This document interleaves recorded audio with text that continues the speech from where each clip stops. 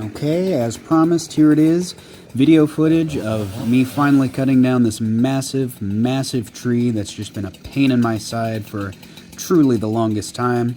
As you can see, I've got the safety Crocs on, the safety shorts, and the safety sleeveless t-shirt. Safety first, as always.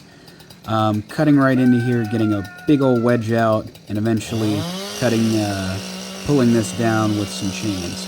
You heard a rooster crow in the background there. You're going to hear that quite a few times during this video, because this is right beside our chicken coop. Hence the reason we're cutting this big tree down, because we do not want this to come down on a fence. We do not want this to come down on a chicken coop. Speeding the footage up a little bit here, this is the actual cutting of that wedge. This is a very time-consuming part of the process, but very important, because if you don't cut this wedge just right, you could send that tree tumbling down on something you really don't want it to come down on. Again, I'm trying to avoid this thing coming down on any fences, coming down on any chicken coops, coming down on anything that would be expensive or time-consuming to repair. Once this wedge is out of there, through a series of come-alongs and chains that you should see right here, if you're looking really closely, we're eventually going to be pulling this tree down. So really, we're more pulling the tree down than actually cutting it down. At this point, I realized the wedge needed a bit of gentle encouragement, in the same way that some people need gentle encouragement to stop talking. Wind up right here, 2 little taps, and we are good to go. 1 tap right here, tap 2 right here, and that was easy.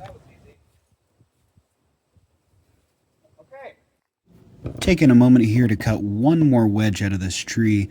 Again, we're really trying to avoid having it come down on this chicken coop over here to the left. This has been flattened once before in a storm a few years ago, and having another tree come down on it would just be a catastrophe. So really trying to avoid that. I'm going to take one more wedge out from the other side of the tree just to give me a little bit more control. After that, we're going to use the come-alongs to gently pull this thing the rest of the way down. So I'm going to speed up the rest of this chainsaw, cutting this wedge out of the side. And after that, I'm just going to let the video play as is. No more edits, no more cuts.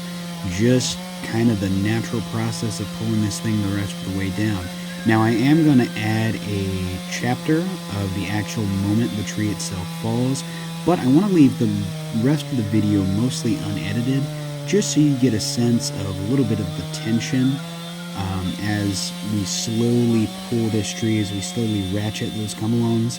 You'll hear a gentle click, click, click, then some groans from the tree, then a few more click, click, clicks, and eventually, after several minutes of watching, waiting, and gently pulling this tree down, it eventually falls.